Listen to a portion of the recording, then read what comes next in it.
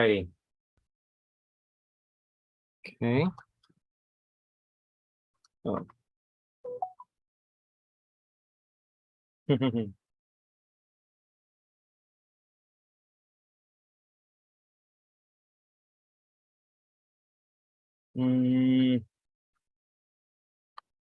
No.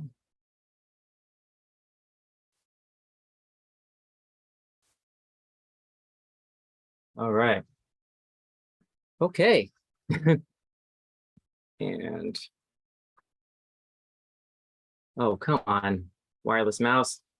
And there we are. Okay. All right, here we go. Hello, world. My name is Don, and you're watching Showcase for the week ending Sunday, July 31, 2022. Stop the presses. This is our Sunday show. And once again, that means weird headlines and your live chat comments. Good to see you again. Thanks so much for joining me tonight. Don't forget to hit that like button and the subscription bell. And as always, if you're with me live, feel free to drop a line in the live chat and I might read it off on the air. We're also simulcasting live on Instagram at Weekend Showcase. So if you prefer that, we can go ahead and set that up for you as well. As far as like places to drop comments and such, I try to pay attention to both places. But anyway, let's move on. So first item on the docket for today, we have a thing from Lad Bible, ladbible.com. Company is planning real life Jurassic Park. Oh, excuse me, hang on. I can't believe I forgot to turn the ringer off. There we go. So there's a weird advert that seems to be completely in the way here. I'm going to try to magnify this, but I don't think it's going to let me. Well, it says company is planning real life Jurassic Park woolly mammoths. Company is planning real life Jurassic Park with woolly mammoths brought back to life, which, as we all know, is always a fantastic idea because that's going to involve heavy amounts of cloning and messing with genomes and stuff like that. I mean, it's not like we've had decades worth of science fiction deliberately discouraging us from doing so, but oh well, I guess science has to, science got us science, I suppose. It's becoming increasingly apparent that we need to take decisive action to tackle climate change, and what could be more decisive than bringing back woolly flippin' mammoths, the story says. Of course, we can all play our part by living as sustainably as we can, but walking to work and recycling bean tins isn't as exciting as bringing back those big hairy elephants. I mean, I wouldn't have framed it that way. I thought the point was to sort of curb climate change. If you're presenting the context for this in that way, I thought that was the point, not just do something that's exciting, that we can sort of get away with doing because it can be spun as fighting climate change. I don't get that. The idea is that mammoths, as with elephants, are particularly adept at bashing down forests, which might not sound conducive to helping climate change, but it could create large grasslands in the tundra of Siberia, which could help to preserve the permafrost beneath which huge amounts of harmful gases and carbon are stored. The project is the brainchild of Colossal, a company that wants to bring thousands of woolly mammoths back into the world in the not so distant future. And I guess this is these are the two guys. These are the two of the people in charge of the Colossal project. Ben Lamb to the left and George Church to the right here, according to the context at the little context text tag at the bottom of the picture here. Yeah, this is not something that I know this is normally the sort of thing that I would say on Friday night, but this is the sort of thing that strikes me as a thumbs down sort of thing for what should be obvious reasons. It's weird that we're actually having these kinds of conversations about seriously sort of under the auspices of curbing climate change. This is the sort of thing that you would do to sort of like undo a species extinction due to humans' involvement, in destroying their habitat or whatever, basically. Climate change strikes me as a similar and relevant but completely different problem. I'm not sure that singling out one particular species would necessarily do the job. I mean, I was talking about preserving permafrost. I get that. I've read other scientific articles about the dangers involved imminent in permafrost melting. You can probably Google that up on your own if you're so inclined. But anyway, I don't know. That seems a little bit strange to me. But I don't know. What do you guys think about it? If you think this is a good idea, sound off in the comments below. Happy to be proven wrong, as always. Let's move on to the next item on the docket here. And once again, this and all our other topics for tonight and every Weird News show are listed in the comments section, or sorry, in the description down below underneath this video if you want to take a look at these links for yourselves after the fact. This next one is from thedodo.com. Rescue rabbit the size of a dog is looking for someone to love all of her. This was published Friday, July 29. When the RSPCA got a call about several rabbits who weren't being cared for properly, the rescue sent a team of officers out to investigate, and when they got there, they couldn't believe their eyes. It's a lot of bunnies.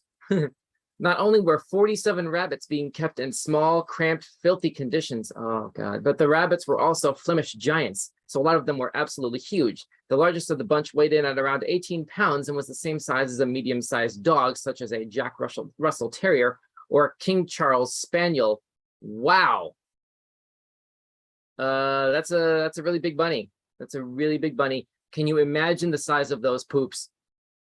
I shudder to think about I shudder to think how much pooping that size animal would be capable of doing.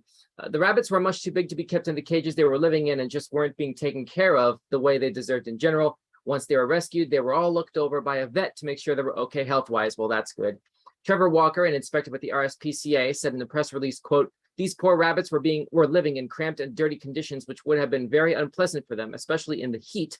Luckily, a vet found they were all in good condition. One is on medication for weepy eyes and a wound on the back of his neck." Oh my goodness, jeez. Okay, so, all right. I'm gonna go ahead and frame this in a personal context. When I was a kid, I used to have a pet rabbit. I actually have more than one. And that was my first pet. And I have vivid and fond memories of those animals, and it's one of those things where, you know, whenever you see items in the news like this about animals being treated poorly, you know, it always kind of hits you. And if you happen to have had one of those animals as well, especially during your formative years, at least it strikes me that it hits a little bit harder, you know, because the context of it hits closer to home. Like you've been responsible for the love and care of this type of animal, you know, like life is life, broadly speaking, of course. We all know this. I don't know. It's just the idea of, you know, rabbits, cats, and dogs, you know, because I've had all three. Like it all stings when you see things in the news about, you know, animals being in subpar living conditions and not being taken care of properly, but it hits a little bit harder when it's a species that you're familiar with what it takes to care for them and love them properly. Yeah, but anyway, that's just my personal opinion on that. These opinions do not necessarily reflect that of Weekend Showcase, yada, yada, yada, all the other fine print that we put down in the description below, along with the link to this particular story and all the other topics that we've discussed that we've got on the docket tonight. Once again, thanks so much for tuning into our weird news coverage stream live on YouTube as well as on Instagram. We're still broadcasting at Weekend Showcase. Feel free to drop me a comment in either place here on YouTube or on Instagram, and I'll be happy to include it in the broadcast here as we roll along. We have 1, 2, 3, 4, 5, 6, 7, 8, 9, 10. It looks like 10 or 11 other topics to go before the top of the hour, so we'll have plenty of time to be able to get everybody's feedback in. Like Ms. D over here, the size of the rabbit poops, LOLOL, but at least they'd be hard and easy to clean up. Yeah, that's true, but you got to give it a minute though. And depending on what the rabbit has eaten, you know, it might take a moment for the poops to sort of solidify, and you know, the smell, you don't want that baking into the carpet. And enjoy your meal, ladies and gentlemen. That is what I'm saying. Those of you who happen to be having dinner at 6 o'clock on the East Coast. Yeah, I'm just now realizing after the fact that was probably an unnecessary amount of description there. But anyway, let's move on. Point made, Ms. D, point made. And thank you for watching and commenting. Let's move on to the next item on the docket here. Get out of my face. What is that? Jeez. Okay, next item is from Newsweek. This is toddler with wild hair diagnosed with rare syndrome. Okay, this was published on Thursday, I believe. Yeah, Thursday. And there's a video attached here. Oh, that's not related to this. Never mind. Okay, a toddler with an epic mop has been diagnosed as one of only 100 people in the world with, and this is in quotations, uncombable hair syndrome. Layla Davis, age 17 months, has blonde locks that defy all attempts to comb them straight. Mom Charlotte Davis, age 28, said her daughter has officially been diagnosed with uncombable hair syndrome, or UHS. They actually have an acronym for this, a condition characterized by dry, frizzy hair that cannot be combed flat. That's fascinating, actually. Here's a photograph. Wow, that's okay. This looks like the poor kid, like, I don't know, you know, the cartoon reaction to this is like sticking your finger in an electric outlet, or like had way too much fun with a balloon, you know what I mean? Where you just like rub it on your shirt or something, or while you're sort of like scuffing across a thick carpet or something, and then you use the static electricity, you know, and I guess if you do that enough, it can sort of like stay in that position longer. That's kind of where my mind goes with this. But let's see, we have a comment from Staff ZX. This is about the last story. When I lived in the country, I had a black rabbit that took a lot of care. On a side note, carrots aren't as good for them as Bugs Bunny wants you to think. It's like a person eating candy. Well, I take your point there. Yeah, and I remember reading something about that way back in the day. We we always give them like special like food pellets, obviously, is what you're supposed to give them, but or at least we did back when I was a little kid, and that's what we gave pet rabbits. I don't remember. I'm trying to remember. I might have to ask my mother about this. I don't think we ever actually gave them carrots. I don't remember, but anyway, I do know that carrots, as we all know, are fantastic for people, fortunately, especially those of us who happen to basically do our living in front of LED monitors all day. You know, the lutein, the special nutrient in or mineral, excuse me, I think it's a mineral. Lutein is found in large quantities in carrots, and so like carrots are really good to help sort of maintain the health of your eyes. So at least that's that was my last understanding of that. Feel free to do your own research on that as well. Lutein is how that's spelled, lutein. But anyway, back to this topic. UHS, uncombable hair syndrome, I almost said it wrong, develops in childhood, often between infancy and age 3, but it can appear as late as 12. Children who develop it tend to have light colored hair.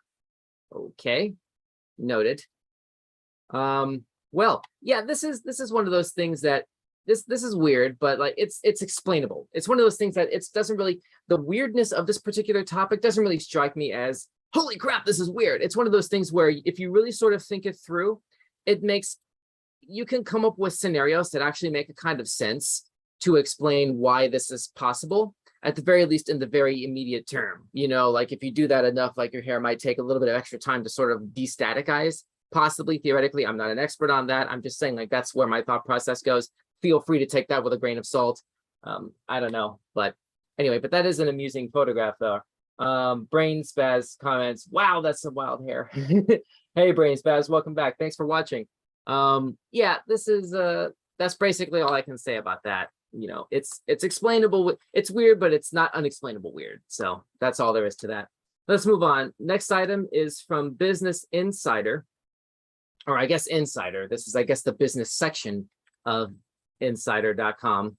So a Colorado man got a 12 by 12 inch, geez, this stupid thing is in the way. A 12 by 12 inch back tattoo of the new Subway series logo, earning him free sandwiches for life.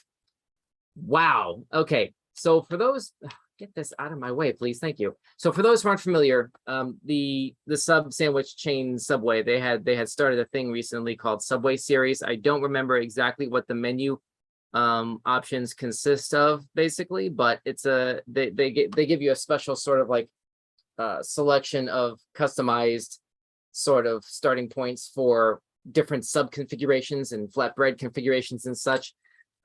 I don't know why they're doing that in July, though. This sounds like the sort of thing that maybe one should probably do a little bit closer to, I guess, September, maybe late August, early September, like, you know, kickoff of the NFL season, maybe. I don't know. That's just my thought process there. I don't know why they would do this in the middle of summer, like, but whatever. Like, have we even started preseason yet? I don't think we have, but I guess there you go. We were just going to go ahead and put that iconography out there just so that's already sort of like in motion as far as marketing is concerned, you know, for when the preseason, when sports seasons actually really do kick off again, above and beyond, obviously, baseball.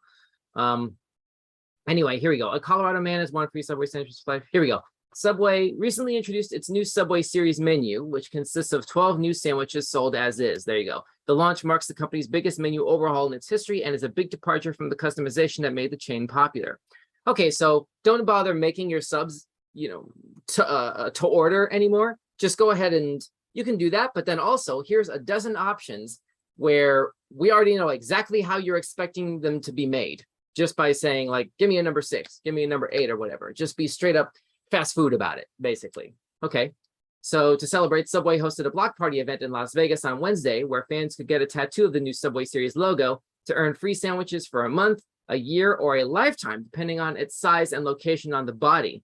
Wow, so even long after this particular style of marketing is rendered obsolete or defunct or whatever, you still have this tattoo, you still have this freaking billboard on your body for life, basically, until you go through the expense and pain involved in having it actually removed, which, oh my goodness, right? I don't know. James Coons of Fort Collins, Colorado, jumped at the chance. He got a 12 by 12 inch tattoo of the logo on his back, upper back, judging by the picture, earning him footlongs for life, awarded in the form of $50,000 in Subway gift cards.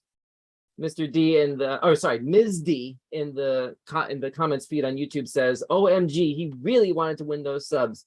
Yeah, definitely. That's definitely the takeaway from this. I mean, and this image right here, that just basically goes without saying.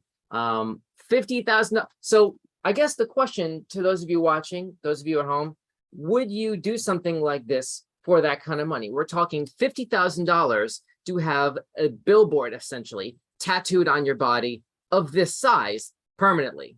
And that's basically it.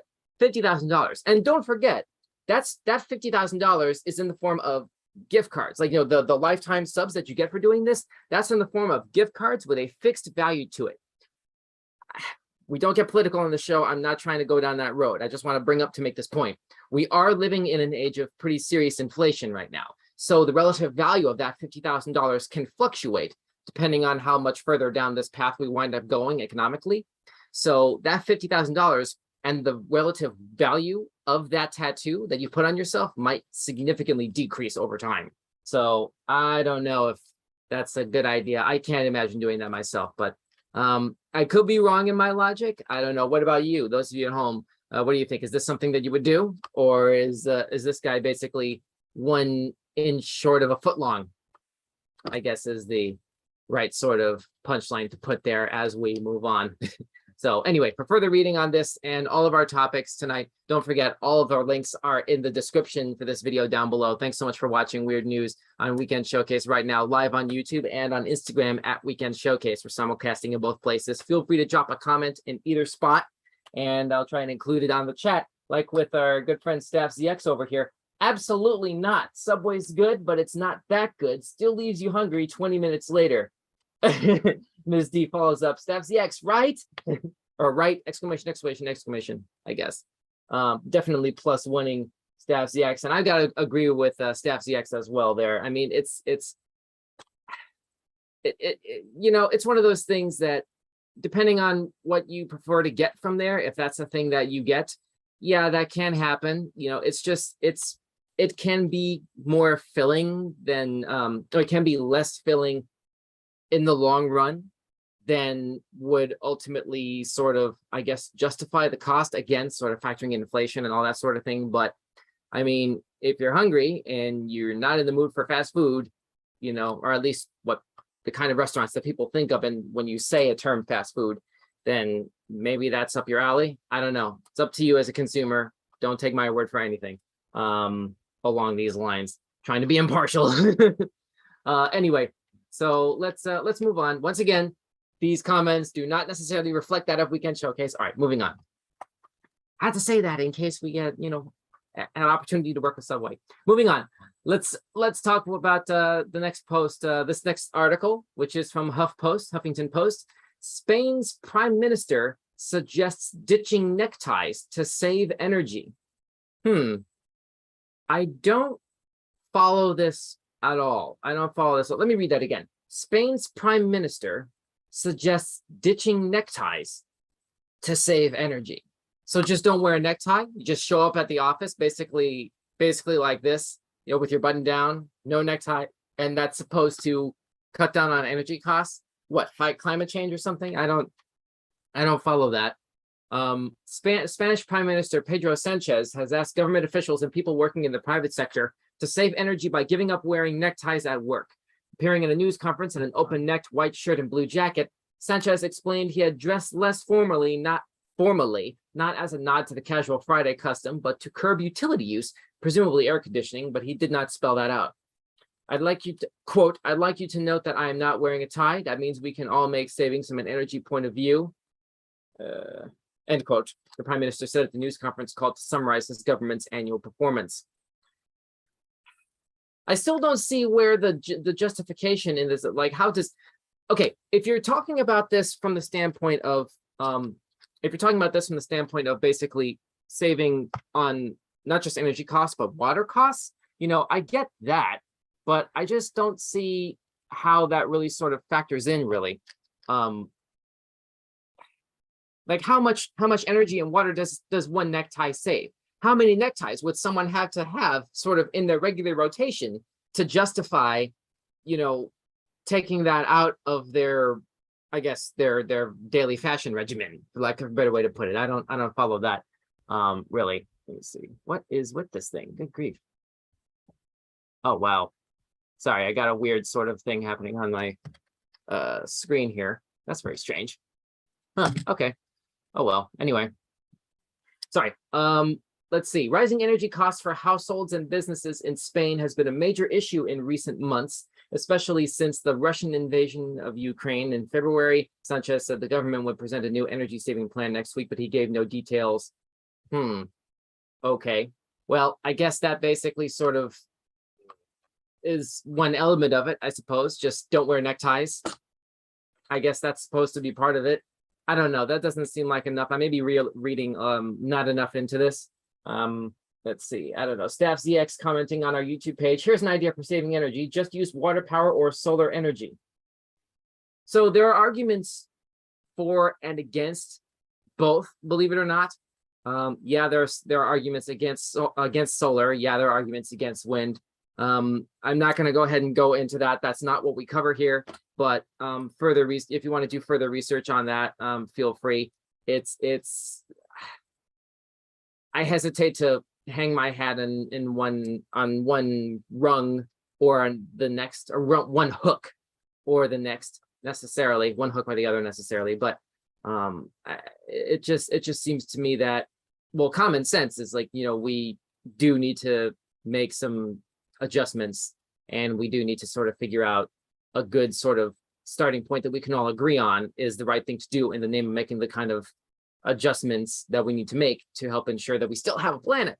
But in terms of how we get there, I don't know. I hope someday soon we can come up with a doable sort of strategy that doesn't strike so many people as divisive or controversial or at the very least is so easily debatable, because we have come across something that we can all agree on.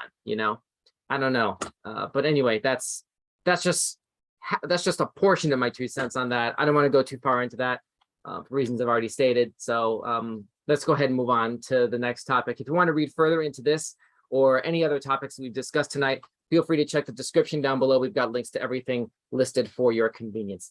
And once again, thank you, Staff ZX, for the comment. Let's move on. Next item is from Associated Press.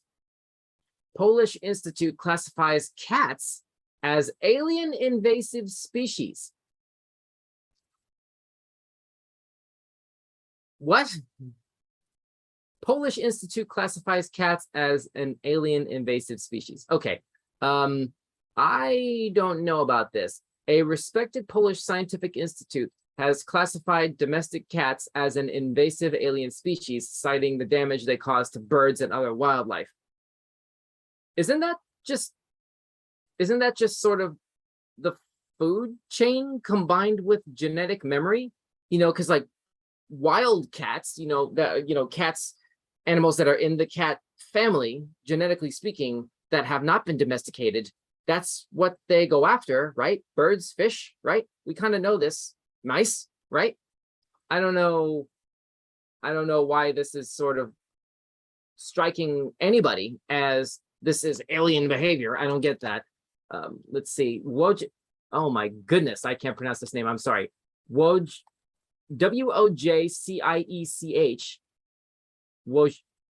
Wojciech. I'm sorry. I'm unable to pronounce that properly. That's probably wrong. Wojciech Solars. Oh boy. Apologies. I know I'm pronouncing that wrong. A biologist at the state-run Polish Academy of Sciences wasn't prepared for the disapproving public response when he entered Felis catus, the scientific name for the common house cat. Really? Really? That you're kidding me. That's the actual scientific name for the domesticated cat? Felis catus. That's like saying feline twice or cat twice. That's basically what you're doing. Like, really? You have this. So just because the animal is domesticated, you have to basically give it its own name twice and adopt that across the scientific community. That's what sets it apart from other animals in the genus. That okay. Anyway, I don't get that. So let's see. Disapproving public response when the scientists entered the scientific name into a national database run by the Academy's Institute of Nature Conservation. The database already had 1,786 other species listed with no objections. The uproar over invasive alien species number 1,787. Wait a minute. The uproar over invasive alien species number 1,787 may have resulted from some media reports that created the false impression his institute was calling for feral and other cats to be euthanized. Okay, there are like there's a lot of things to unpack in that sentence. Okay, let's start with the first. Let's start with the first thing here. The elephant in the room here seems to me to be that this organization has listed 1,786 other species as aliens, as invasive aliens. And they chose to add the domestic house cat as 1,787 in that same database. What on earth, or I guess rather in the universe, seemed to be the more apt question phrasing, were the other 1,786 species that the scientific community, or this facet of this aspect, this corner of the scientific community, consensus or whatever, considers to be an invasive alien? This actually disturbs me. I mean, this is above and beyond weird news. This is bizarre news to me. I don't know. Let's see. Brain spaz saying cats are cool, and then the cat face with a heart eyes emoji. Just found out that oh wait, hang on a second. Let me go ahead and put this back up here on screen while I read these comments. There we go. So cats are cute. Oh yeah, Staff ZX saying just found out that cats are responsible for over 60 species extinctions from birds, mammals, and reptiles. But house cats, though, we're talking about house cats, Staff. I don't know. I don't know about that. Staff ZX also continues, cats are cute, but if you were small enough, they'd likely go after you. Sure, but okay. Brain Spaz says, oh, that's bad, but they're just being cats. Spay and neuter them or keep them indoors. Irresponsible parenting in quotations, is to blame. Does spaying and neutering calm down their urge to kill little things? Yeah, spaying and neutering. Thank you for the comments, Staff ZX and Brain Spaz. Spaying and neutering, that seems to me to be the sort of thing to discourage random procreation, you know, when the animal's in heat. I don't think there's anything to that necessarily pertaining to the animal's sort of urge to hunt, you know, the primal urge to hunt, the primal urge to track, the primal urge to kill small animals, you know, or small critters or whatever, smaller than itself, you know. And if you're talking about a domesticated cat, which we are here in this particular topic, the list of candidates is relatively small. I mean, just logically, I mean, you've got to be dealing with, first of all, just when you're thinking about in terms of accessibility, what kind of creatures are we talking about that the house cat would be necessarily prone to go after inside the home? I mean, you know, Tweety Bird is cute in the Looney Tunes cartoons, but that's pretty much all Sylvester can go after, you know, between him and I guess depending on the cartoon. I think there were some Speedy Gonzalez cartoons that had Sylvester way back when, although if I remember right, it was usually Daffy was the foil for him. But anyway, that's a cartoon. Let's see. Frank Spaz says, okay, well, spaying and neutering equals fewer cats to kill little things. Get with it, cat parents. Again, parents are in quotation. Yeah, again, it just strikes me as spaying and neutering is completely beside the point from what we're talking about here, as far as domesticated cats having such a footprint, or I guess paw print, on the tapestry of the natural ecosystems of the world, to the point where they have to be labeled and classified an endangered species by the scientific community. I don't follow that logic. I don't follow really any of the logic behind this. What do you think? Those of you at home who are also watching this, feel free to drop a comment in our chat, or if you're not with us live after the fact, drop a comment down below. We'll be happy to leave that up here and feature that maybe in another video or reaction or something later on. Maybe we can start a discussion about that. I don't know, but that's just where I sit on it. Staff ZX says there's a lot more feral cats running free outside, constantly killing, not even always eating what they hunt. Feral cats, but again, Staff ZX, thank you for the comment. To your point, these are feral cats, pretty much the antithesis of domesticated cats, right? A domesticated cat is by definition not feral, right? Like, I'm pretty sure I don't have another. Hang on a second. Let me say this correctly. Hang on. Okay, so Google defines the word feral as in a wild state, especially after escape from captivity or domestication. So literally by definition, a feral cat is non-domesticated. It's the antithesis of a domesticated cat.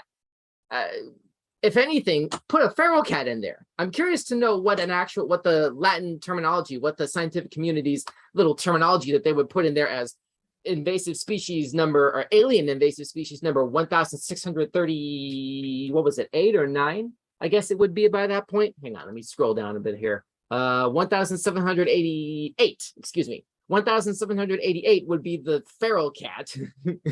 I mean, if domestic ones can be an invasive alien, why not feral? The ones that are actually out there doing damage to ecosystems. I don't know. That would just strike me as common sense. But anyway, once again, the opinions expressed here do not necessarily reflect. Anyway, MB says more cats equals less rats. Crying, laughing emoji.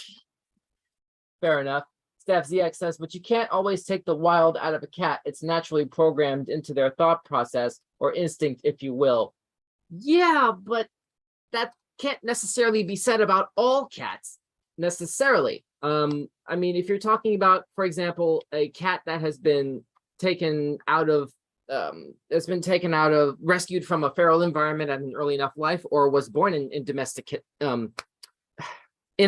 setting, you know, where being taken care of domestically is basically that cat's entire frame of reference, you know, they really won't have anything to compare that against, and genetics can kind of only go but so far. What we're sort of talking about now is essentially nature versus nurture. Yes, they can theoretically have it in them to do that, but if being raised and living in a domesticated environment is all they've known, at what point does their propensity for feral activity, especially outside of the home, kind of gets sort of eroded away at? You know what I'm saying? Maybe I'm sort of overthinking it, but let's see. Brain Spaz, last comment on this, and we got to move on. Brain Spaz says, okay, MB, you're right. MB saying more cats equals less rats. But I just read an article praising rats as intelligent, loving pets, if you can believe that. So I remember this movie called Willard that actually made a compelling case for how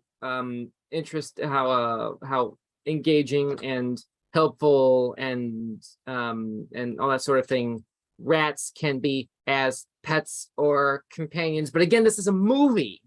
How much of this applies in real life? I don't follow that logic necessarily, Brain Spaz. I don't know what you mean there, but thank you for the comment. I appreciate the feedback. Let's keep the conversation going. Let's move on.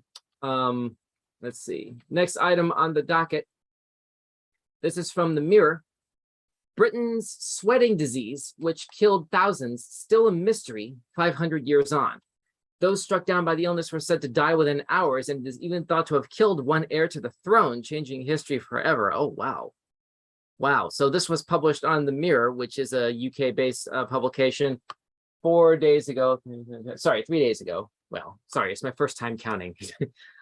So while COVID infections may be soaring again in the fifth wave, 500 years ago, a very different disease was spreading its deadly tentacles across the country.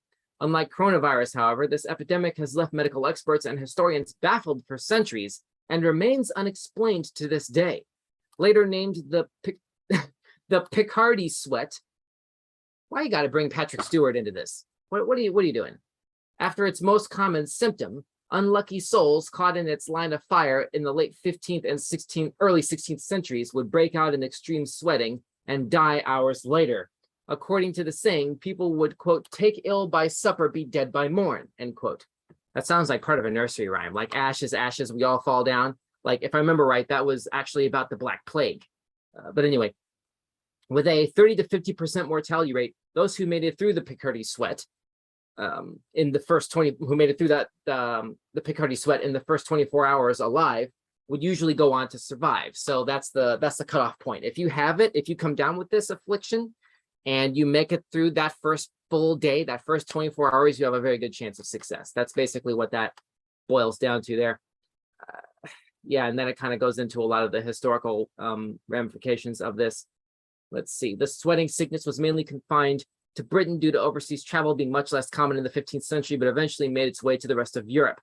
Those struck down by the illness would start with a fever and neck pains, which would turn into vomiting and extreme chills and fever. It would end with acute sweating, which apparently smelled revolting. Oh my goodness. And the story also says that this illness started in about 1485, running through Britain not long after the Black Death. So, wow. Okay. Yeah, this is one of those things that this strikes me as weird news. I hear where this is coming from. This is some really weird news. I don't know.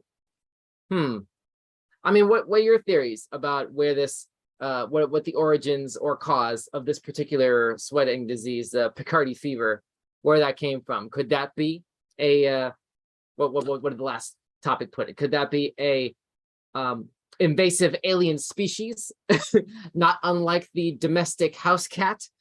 Feel free to drop a comment down below in the live chat or in the comments feed down below, and let us know what you think. Let's see, we have some more comments. This is from Steph ZX.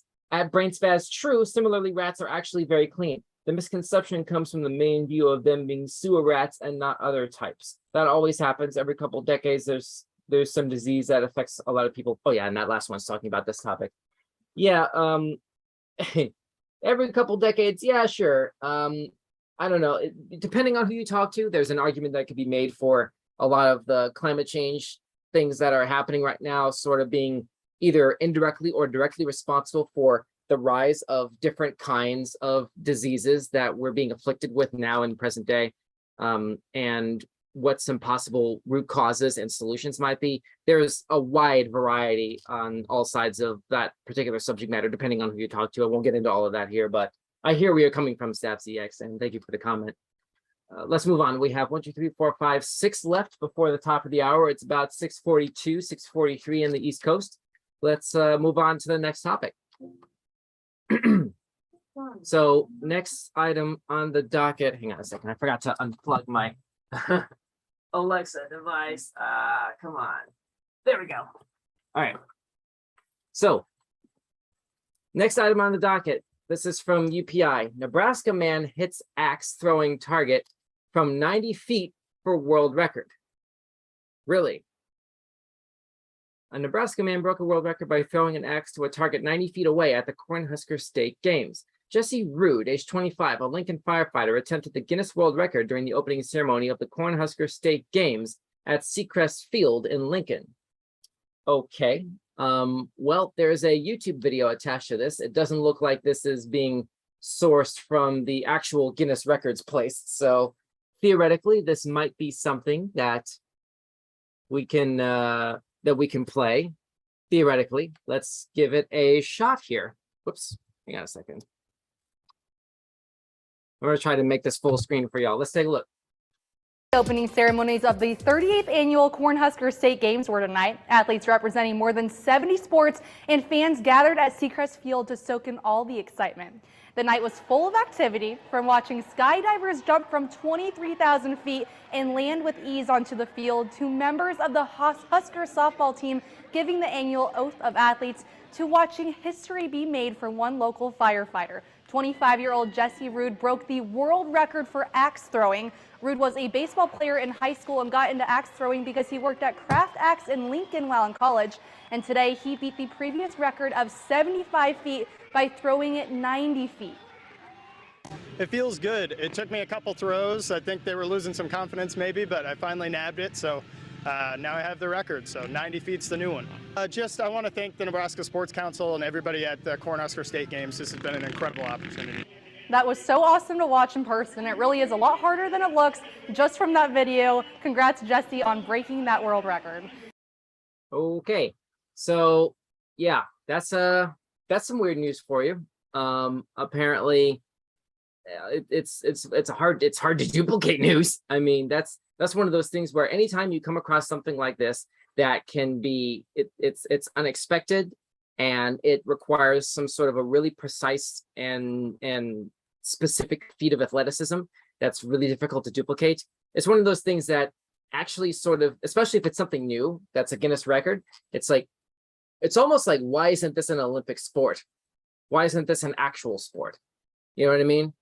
I don't know. It strikes me that axe throwing would be a more interesting thing to watch at the Olympics than, say, curling.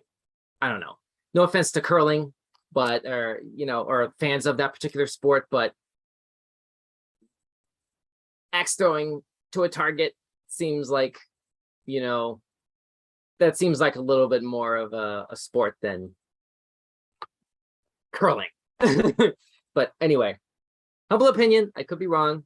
Anyway, let's move on. This and all the other topics that we're covering tonight, don't forget, are linked in the description down below. Feel free to click through to that if you'd like to read further on this and all the other topics that we've been discussing so far tonight. Thanks so much for tuning in to Weekend Showcase. Weird news headlines on Sunday night, live on YouTube, as well as on Instagram at Weekend Showcase. Please feel free to drop a comment in either place, YouTube or Instagram, and I'll be able to read some of your feedback off live on the air. Let's see, here we go. Like Miss D, for example, with an axe skill like that, you could take somebody out and get away with it if you wore gloves. Wouldn't want to make him... Okay, easy with the hyperbole there. Good grief, Ms. D. Jeez. But thank you for the comment. Let's move on. Let's move on to the next item on the docket here. Let's see. Okay, so next item, and then we have 4 more before the top of the show. Next is again from the Mirror. Tattoo artist makes dire spelling mistake mid-ink. Good grief, come on, magnify. What's wrong with you? Here we go. Tattoo artist makes dire spelling mistake mid-ink, but comes up with a good save. Let's see. So what happens if you make a spelling mistake on something, well, more permanent than pen and paper? That's the conundrum one tattoo artist faced when she realized she'd made a massive error when inking a simple 2-word phrase onto a client's ribs and had to think on her feet to fix the tattoo and keep the customer happy. Emily McCollum, age 20, was tattooing the words divine feminine when her dyslexia got the better of her. Oh no. And she noticed she'd actually written femimne instead. F-E-M-I-M-N-E. Ooh, yeah, ouch. On the tattoo? Good grief. Okay. We have a TikTok video attached to this, but it looks like it didn't really load into here. But oh yeah, it's unavailable. Probably the original poster already took it down. Well, you can probably find like the clip from TikTok, probably resourced somewhere else. You can probably find that elsewhere, but you can get the starting point with the actual link to this particular topic, which is listed in the description down below at the bottom of this video.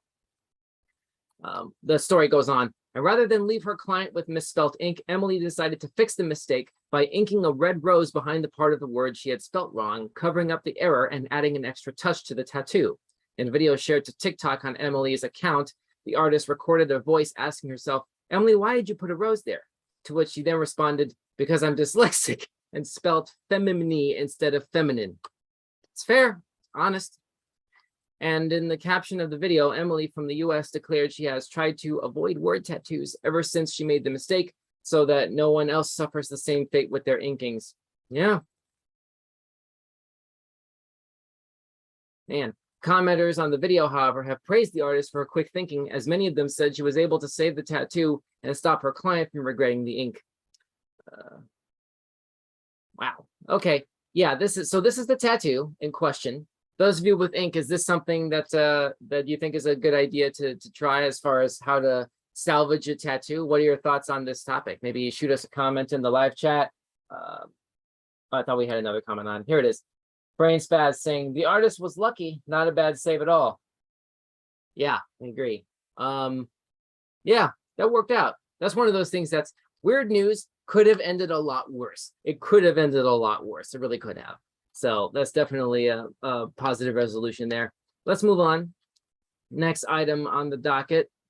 Let's see. Here we go. This is again from the Mirror. Mortified couple apologizes after. Oh, goodness. Come on. Come on. Thank you. Mortified couple apologizes after grenade. Wow. Donated to a museum forces mass evacuation. Oh, no. Okay. This was published in the Mirror 4 days ago. Let's see. Officers were called to Castletown D-Day Center in Dorset after 12 noon last Wednesday, presumably local time, 12 noon last Wednesday, after Derek and Deborah Morgan handed in a grenade as a possible donation. It is believed that the grenade was then placed inside a tank as staff called police officers and explosive ordnance disposal to attend the scene. As a result, Castletown was closed by police for several hours as police erected a 50-meter cordon. Residents and business owners were also blocked from entering the area. Wow. Yep, they got to be careful. They got to be careful. She was confident that the grenade was... Oh, hang on a second. Mrs. Morgan, who was on holiday from Exeter, visited the museum with her husband when they offered the grenade as a donation to the D-Day Center. She was confident that the grenade was deactivated, yet the device caused the police and explosive ordnance disposal team to be called. So I'm just going to read this first, like, quote and a half here. An apologetic Deborah told Dorset Live, quote, "My husband was left some war artifacts and medals by his father after he passed away. He had always been informed that the grenade had been made safe. We visited the D-Day Museum last year and said that we would return this year and donate the grenade. This, as I say, was done in all innocence, and we are absolutely mortified about the disruption and trouble it caused, especially to the museum, the local traders, the people on the cruise liner, other holiday makers, and of course, to the people of Weymouth." End quote. Yeah, this is, man, it should go without saying, it should go as no surprise that this particular situation resolved in this way. Thankfully, you know, this seems to have come to a decent resolution. Let me see. Where is it? I'm trying to find the end of this to make absolutely certain here. Okay, so I'm just going to skip to the end here. A spokesman for Castletown D-Day Center said, quote, "A World War II British hand grenade was brought into Castletown D-Day, Sorry, I'm reading a quote, I'm sorry. A World War II British hand grenade was brought into Castletown D-Day Center by a member of the public as a donation. To be safe, we immediately alerted the relevant authorities who took the safety precautions witnessed earlier today before the grenade was safely taken away by the Royal Naval Explosive Ordnance Department to be dealt with in a controlled manner," end quote. Yeah. So there's your positive resolution there. Luckily, at least according to this story, so far it seems no one was harmed, and it was in fact inert. So there you go. Man, that's crazy. What's the craziest thing that you've ever seen? Those of you who have had, you know, trips to a museum or, you know, tourist traps or other areas like that. What's the weirdest, strangest, craziest thing that you've ever seen? Maybe drop a comment in the live chat or in the comment section down below and let us know what comes to your mind. Maybe we can like joke around about that for a hot minute, maybe. I don't know, hopefully. Anyway, let's move on. We have 3 items left on the docket, about 8 minutes left until the top of the hour. Next item is from allthat'sinteresting.com. This seems sort of like a natural segue from that last topic. Speaking of World War II, a French soldier looted Hitler's gold watch. Now it could fetch up to $4 million at auction. Interesting. So on May 4, 1945, A French unit, the Regiment de Marche, sorry, hold on a second.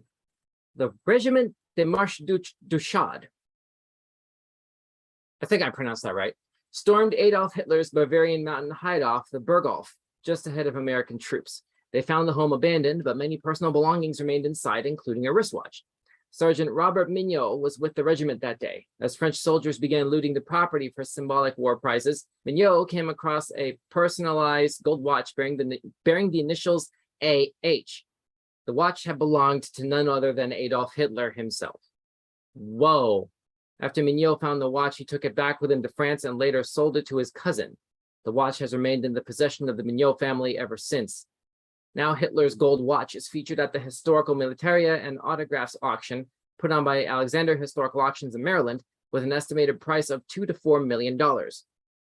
And then the story goes on. Due to his abhorrent misdeeds before and during World War II, Adolf Hitler is one of history's most infamous figures. Better or worse, this makes anything linked to Hitler exceedingly valuable to collectors of historical artifacts. Again, this was posted on allthat'sinteresting.com on July 28th. Was the original published date. It's worth noting that the story was updated the next day, July 29. What would that have been? On Friday. So yeah, this is one of those things that, man, I don't know that this strikes me as like just not worth anything to me personally. Like I don't this doesn't, I can't imagine how it could really. I don't know who would actually pay, let alone that much money, for something like that. Iconography of that, Nazi memorabilia is one of those things that it's always disturbing, what to come across in real life. And, even sometimes, depending on the context of how it's presented in like documentaries or in films outside of a very specific historical context, like period films, Saving Private Ryan, obviously probably one of the biggest examples of that, Band of Brothers, Schindler's List, there are very specific contexts with which, it kind of is par for the course to encounter certain imagery, certain iconography, and such. I can't believe this survived long enough to exist in an auctionable state, and I can't believe that the price tag is that high. I'm really, really off put by that. That's that I'm going to put as bizarre news, quite frankly. But anyway, what do you think, those of you at home watching this? Is this what are your thoughts on this particular auction, on this particular item? Drop us a comment down below, and make sure that, bear in mind, we try not to put forth things that are, we try not to put forth personal politics or religion and stuff like that on this show. So we try to keep things as focused on the actual subject matter that we're actually discussing. Try to keep this as clean as possible. We don't want to create another thing. YouTube comment sections can tend to be pretty toxic if guidelines are not very carefully enforced. So that's why we do that. Sorry. But anyway, it is what it is. Anyway, let's move on. Next item on the docket is from UPI. Crooked road lines painted on California Road baffle residents. Okay. Crooked road lines. Why are they what? Okay. It's two sets of double lines. For those listening on the audio podcast version of this episode, I'm looking at an image of two double lines, because you have the double lines, the double yellow lines in the middle of the road signify that you can't you can't change lanes for the purposes of passing the vehicle in front of you. You have to stay on your side of the road. There are two sets of yellow lines running in parallel to each other and are actually mirror images of each other in terms of how they wiggle on the road.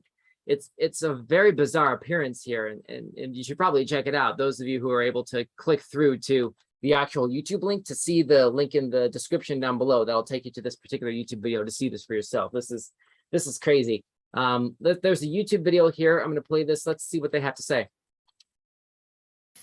Some new road lines in Hollister are confusing drivers. Take a look at this. These crooked lines, they are real. They are located on Ladd Lane. These lanes were supposed to be curved to slow down traffic and accommodate bikers, but they didn't come out as planned. The city tried to change the lanes from 4 lanes to 2 lanes, adding center circles and bike lanes. Their goal to stop drag racing, a common problem on the roads. Contractors are going back starting Monday to try and fix the roads at no additional cost to the taxpayers. I saw it. Okay, later no, in the no, no, afternoon no, on my no. way home from work, and I thought, "Whoa, this is the strangest thing I've Hold on. seen." Oh, and crud. basically, it just comes down to the contractor. Somebody didn't read the plans correctly. It was not designed to look like that. Don't know why.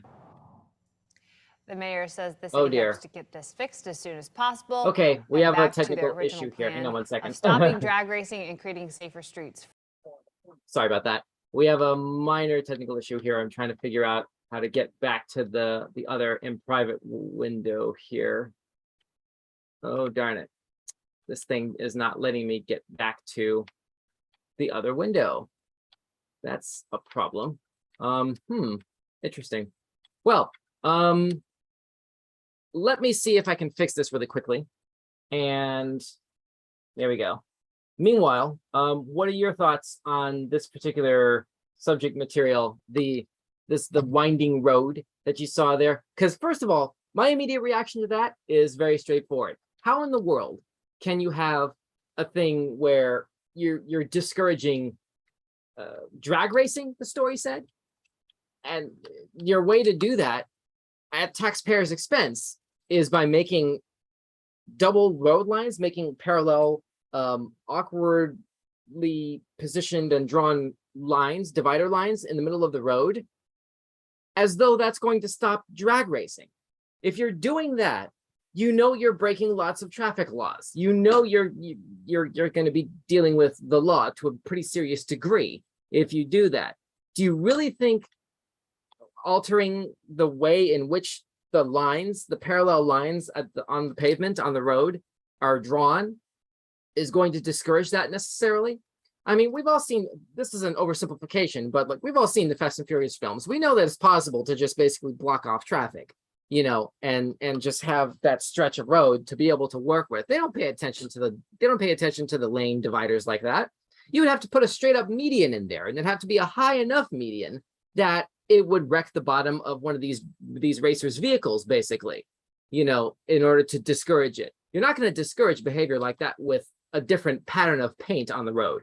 Like, I don't think that's an intelligent way to do that at all, quite frankly. I don't know, but that's just my personal opinion. What do you guys think? Those of you at home who are watching along on YouTube or on Instagram at Weekend Showcase, is that something that you think is a good idea to do in the name of creating a safer driving environment for people? Maybe sound off in the comments section or in the live stream chat feed and let us know what you think.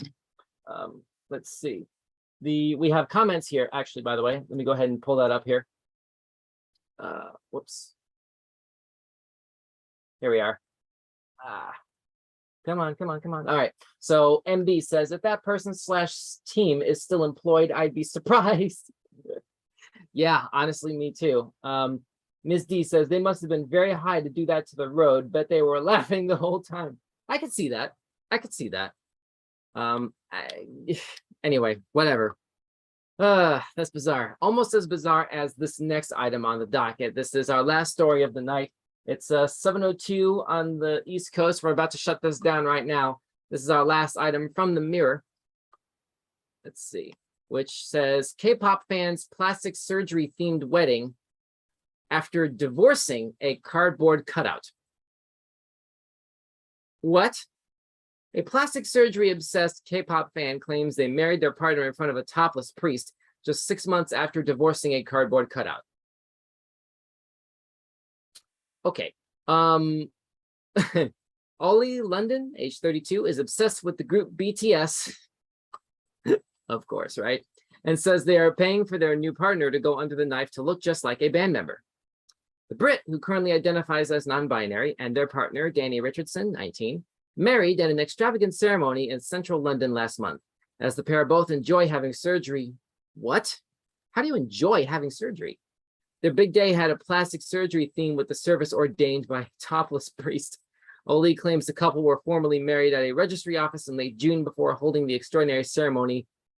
This is the third time they're saying this here, with a topless priest the day after. I don't know about if it's a good idea to scroll down any further. I don't know who else is in that particular image here, but this is because we can't show anything inappropriate like NSFW on this particular channel. But it's I can't imagine being so being so infatuated. I'm not sure if infatuated is the right word, to have such a strong fandom of anything that either you or your significant other would go under the knife deliberately to look like that individual or any one of those individuals comprising what you're a fan of.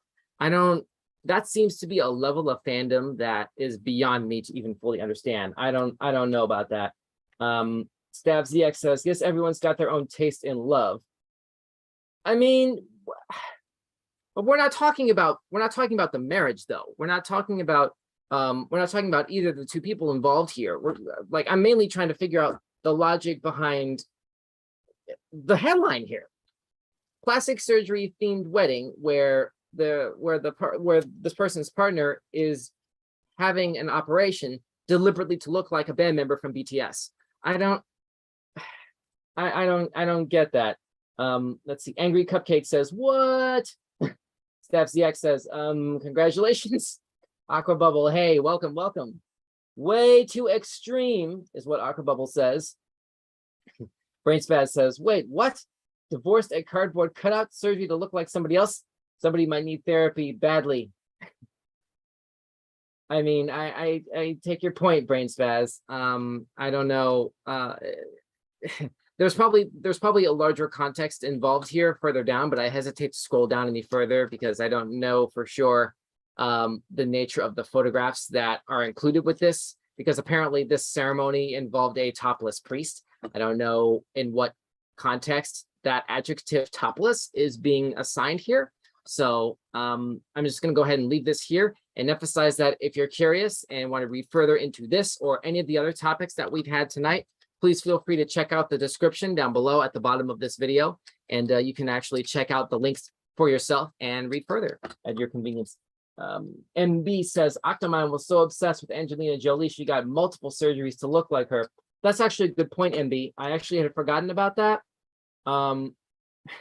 It's not, so I guess that's one takeaway from this. This is not new. This thing is not new. This sort of thing has been done before. Yes, there have been fans that have gone to this degree to express their fandom, or in this case, sort of involve the relationship or the marriage in the context of the fandom, which presumably is very much shared by both people. So there you go. I don't know of any other way to make sense of this, quite frankly. I don't know. This strikes me as a little above and beyond my pay grade in more than one sense of the term, because plastic surgery ain't free or cheap. So anyway, more power to, congratulations to the happy couple, but man, okay, let's move on. That is our last item on the docket. So that is a wrap for this week's headlines. What was your favorite topic tonight? Let's see, I'm trying to think. My favorite one was probably the big bunny, one of the first ones that we did tonight. The big bunny that was rescued, and amongst a bunch of other rabbits that were found and rescued by, what was it, the RSPCA, I believe it was. And it's always good to see, examples of humaneness in the world, given the current state of the world. It's good to be reminded that is still very much a thing that we as humanities are capable of doing, so I'm happy to have seen that. That was my favorite topic for the night. What was your favorite topic tonight? Drop a comment down below to continue the convo, and feel free to visit any of our social pages. We're at Weekend Showcase pretty much everywhere, including TikTok, and we will see you right here Same bat time, same bat. Well, no, not same time, excuse me, but the same bat channel. Absolutely. This coming Friday at 8:30 p.m. Eastern, 5:30 Pacific for another new trailer reaction show with the latest and craziest movie and TV and or video game trailers from the last week, or I should say from the week ahead, because it's not even Monday yet. But anyway, I hope to see you then. For now, my name is Don. Thanks so much for watching and spending some time with me on this Sunday evening. Please be safe. I hope you had a great weekend. Showcase